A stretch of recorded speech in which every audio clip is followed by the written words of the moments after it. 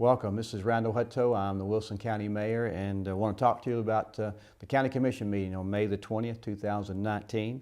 Tonight, when we call the meeting to order, Commissioner Rich will have the prayer and pledge. That will be his responsibility. And tell you a little bit about what's going on tonight at the County Commission meeting.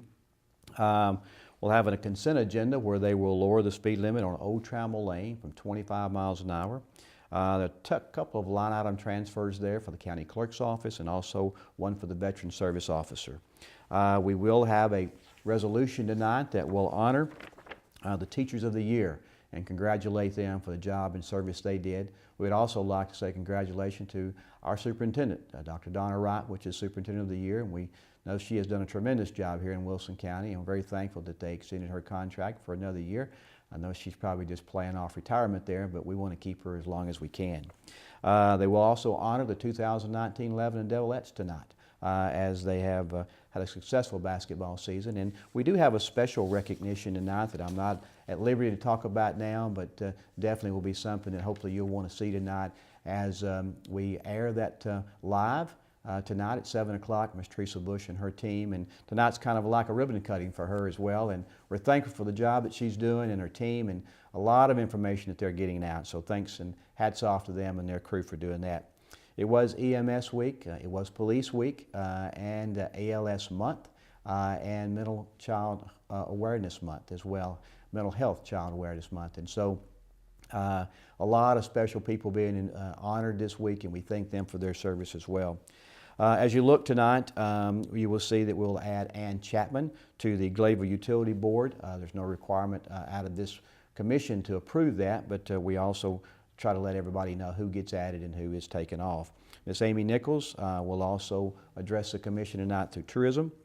We have 5 beer board members to be added to the board tonight. Miss Sherry Hyder, Mr. Alan Major, Mr. Ken Davis, Mr. Jay White, and Mr. Wayne Beadle.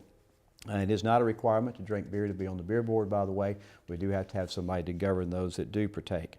The E91 members, there will be 3 added tonight. Commissioner Terry Ash, Mr. Fred Burton, and Mr. Jordan Beasley will be added to that E91 board.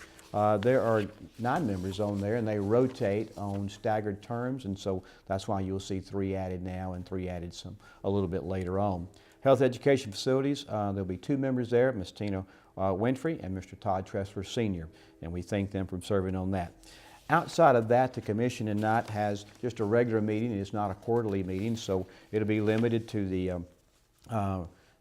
Sheriff's Department giving their presentation, Sheriff Bryan, Dr. Wright giving one for the Board of Education, and Joey Cooper for the WEMA organization. Outside of that, we have several line item transfers where people at the end of the year kind of move money around in their budgets, so nothing really particular to bring to you there. We are going to enter into a litter grant program tonight, which is money given by the state, and of course our Sheriff's Department uses the inmates to pick up trash along the roads, and fantastic program that we enter in there. Also, the JECDV board and now the commission will have an opportunity to increase our pilot program, payment in lieu of taxes, to help us recruit white-collar organizations to come here. We've always had the pilot program per se for industry, but now we'll offer for office buildings, and so that's going to be a positive for us tonight. There'll be some line item transfers in the Education Department, the Sheriff's budget, the Ag Center, the Expo Center, and then also the last thing that we'll talk about tonight and get an opportunity to do is that we'll refinance a bond, $47,785,000. It'll be refinanced. There'll be no longer terms as far as years added to this. The interest rate will be lower, and therefore it'd save the taxpayers of Wilson County approximately $3 million. And so we're excited about that. Again, this is an opportunity to be at the right place at the right time. Interest rates are lower right now than they were back when this bond was created. And the bonds have a maturity date, and at a certain time during that bond you can refinance. Early on you cannot, but it's a time for this one to be refinanced, and so we'll take advantage of that. Thanks to Aaron Maynard and his staff for making this happen as well. There is one rezoning tonight that will happen that's on Central Pike and Murfreesboro Road, the Rusty Thompson property, and so it'll be up for consideration tonight. Outside of that, that will conclude our meeting tonight. We will have some special guests there that will offer some special presentations, and so we urge you to tune in tonight to 198 and get a chance to watch it live. Thanks again for joining us, and at any time you want to come throughout the month, feel free to. We have committee meetings throughout the month that gets us ready for tonight's meeting, where the commissioners themselves meet and kind of make the sausage, you may say. The public is invited to that. There'll maybe some resolutions will go through 3 different committees to get there. But that's definitely ongoing, so check your paper or the PEG channel to find out for sure when those meetings are. The Education and Budget is also produced live as well for that one. It is budget time for us in Wilson County, and just to give you a brief overview of how the budget actually happens for us. We do not close our budget on June the 30th. We actually wait to the 3rd Monday in August to approve our budget. We do that in order that we get all of our revenues in. For example, sales taxes like 2 months behind coming to us. And we want to make sure that all of our expenses are paid, so we'll have definitely a great idea of where we stand on the revenue side and expenditure side as we make our budget going forward. As you know, a budget is kind of a guess, but you want to be as close as possible so you can be prepared for whatever might happen. So let me tell you what happens right now for our budget people. All of our committees that I talked to you about meeting right now, their chairmen are calling those meetings together, and they'll meet, let's just say for an example, with Sheriff Bryan. I think he's already had his with the Law Enforcement Committee, but he'll meet, and Sheriff Bryan will present his status quo budget, meaning it has the same bottom line numbers it had last year.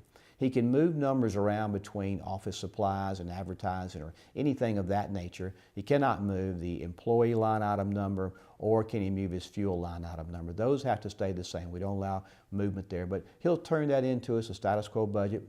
He'll also turn in a needs list, which means these are the needs he's got for the upcoming year. He'll give us that needs list, and then he'll also give us a 5-year capital improvement plan. Simply meaning that that's what he's going to, has an outlook 5 years out front of what he's going to need capital improvement wise. So we'll take those, and once we take those, we'll accept those status quo budgets, and that'll be their budget for the upcoming year. And then we'll go in about a month and a half now, we'll go to the property assessor's office and find out how many new pieces of property have been added to the tax roll. That becomes our new dollars for us to what we call growth money.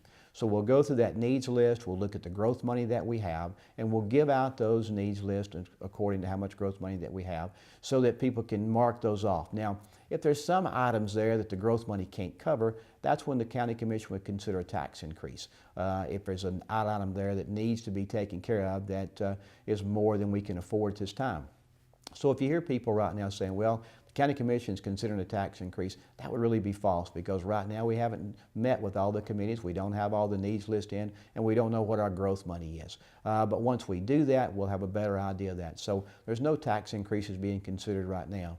Let me also say, you know, we know that we're building the jail, and of course the bids will go out on that just in probably maybe a little less than a month right now. They'll go out, it'll come back, we'll know how much we have to spend for the jail. At that time, we'll look in our debt service, because it also grows just like our general fund budget does as far as growth money goes in it. And we'll see, is there enough money in there to cover that? If there's not, then that would be a consideration for maybe a tax increase. But until that time, we don't know how much is needed, how much growth we have, so we don't talk about tax increases on that as well. If you can go back and remember the North Green Hill High School, there were a lot of conversations about having to raise taxes for it. But as you know, we did not raise taxes for that because the growth money was there. As a matter of fact, the County Commission over the last 9 years has only raised taxes twice. And so they do everything possible to do the best they can with the budgets that they have to not raise taxes. And so that will be another thing that will happen as we consider the jail. Anytime you have any questions or any need, please feel free to call our office, and we can direct you. If we can't answer the question, we can direct you to the right person that can. We hope you're having a good time. And again, just as if you didn't know, Wilson County is the fastest growing county in the state of Tennessee. And again, that's because of people like you that are here making this a great place to come and live.